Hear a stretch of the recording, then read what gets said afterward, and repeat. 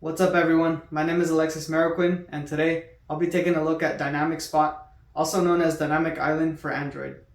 In this video, I'll be doing an overview of the app as well as I'll show you some of the customization features, a few demos, and hopefully by the end of this video you'll figure out if this app is worth it for you. So what is Dynamic Spot? Dynamic Spot is an app available on the Google Play Store, and what it does is it emulates the Dynamic Island feature available on the 14 Pro series. So starting off with the price of the app is free to download, but you do need to pay $4.99 in order to unlock all of the features. Luckily, I was able to get it on a discount, so they were having some 50% off promotion, so I got it for $2.49. So for all intents and purposes, the app works very similar to the feature available on the 14 Pro and the Pro Max. And in this video, I'll be showing you what it looks like on my Galaxy S22 Ultra. So hopping over to my Galaxy S22 Ultra, let's take a look at the Dynamic Spot app. So in here, we can see the different menus. So we have notifications, behavior, appearance, and position. So let's take a look at notifications first. So we can select the different apps that we want to activate this for. And so I just have all the apps selected. And we can also show a pop-up for when the phone is charging or when it needs charge. So it'll show that there. And we can also have the notifications pop up when the screen is off. I have this setting turned off. And then we also have this one here at the bottom, which is probably the most important one, which is block system apps. So you can block the existing notification pop-up. That way you don't have two pop-ups going at the same time. That's kind of redundant. In the behavior menu, we can see we can sort of have more control over how the pop-up works. So like you see here, we have different actions. Like when we do the single tap, we can expand the pop-up or we can open the app. So I just have it set up kind of how it's set up on the iPhone, just so that you can sort of compare apples to Android. So taking a look here at the second one is the long press. So I just have it set up to expand the pop-up, and I'll be showing you what this sort of looks like with the demos here shortly.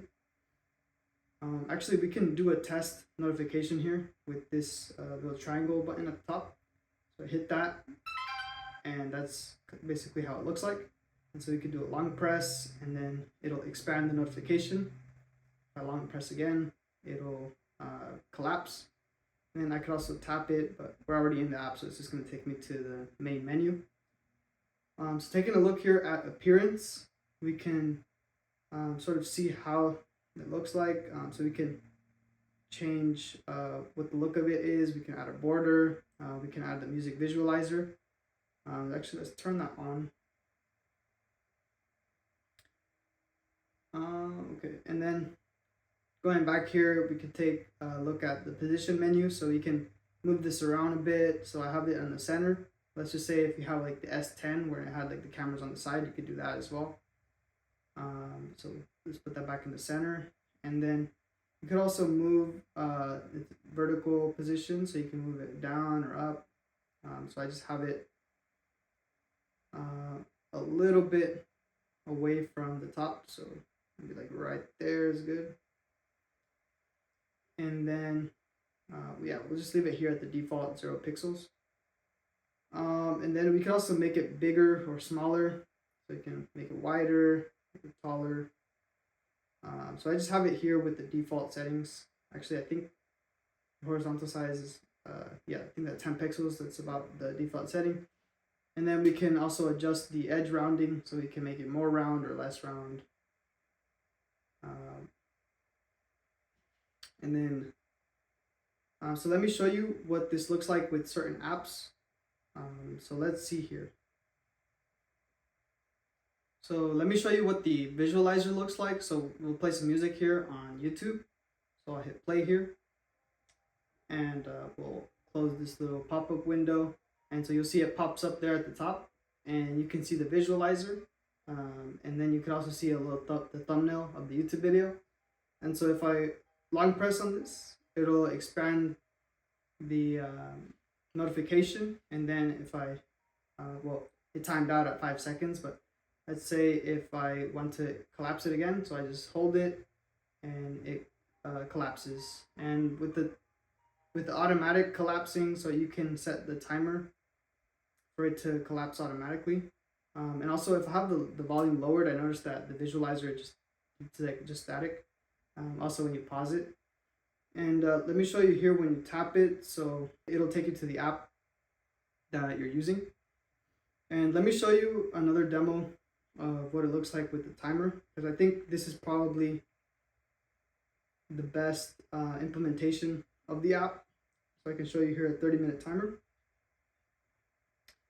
And then we'll close that out, close this little window, and you'll see here at the top that we have the timer going, and we can long press this, and we have a few actions here. Or I can long press it again and minimize it. And I can continue using my phone. So that's a quick overview of the settings in the app and a few demos. So at this point in the video, I'll be going over my final thoughts, and as I go through them, you'll be seeing some more screen recordings of what the dynamic spot looks like using different apps. So in terms of the app itself, I think it's definitely built very well, and all the settings available to you give you a lot of control over how you want the dynamic spot to appear and when you want it to appear. I also like how you can select it for certain apps, since really, in my opinion, I think it works best with music players or any, let's say YouTube. And it also works well with the clock app, so you can see your timer or a stopwatch at a glance, and it doesn't take up too much screen real estate. But outside of that, I didn't really find that much use out of it, just because on Android you already have notification badges, and the built-in pop-ups for notifications work well. And also, most of the apps already have built-in picture-in-picture modes, or picture-in-picture feature, where YouTube, you have the small video player, or when you have a timer with a built-in picture-in-picture, you have this pill that you can sort of move around on your screen. So I think that downloading a whole other app and buying the features doesn't really make that much sense. But if you want it to look more like the dynamic island that's available on the iPhone, it's definitely an option for you. But all in all, I don't think I'll continue using the app. I'm probably just going to stick with, like I said, the built-in features with the phone. So that's going to be it for the video. So let me know in the comments down below if you agree, disagree, if you're going to download the app, if you already tried it. Feel free to let me know in the comments down below. And also, if you have any app suggestions that you want me to take a look at and review, you could also let me know down below. So that's it for the video. Thank you for watching, and I'll see you in the next one.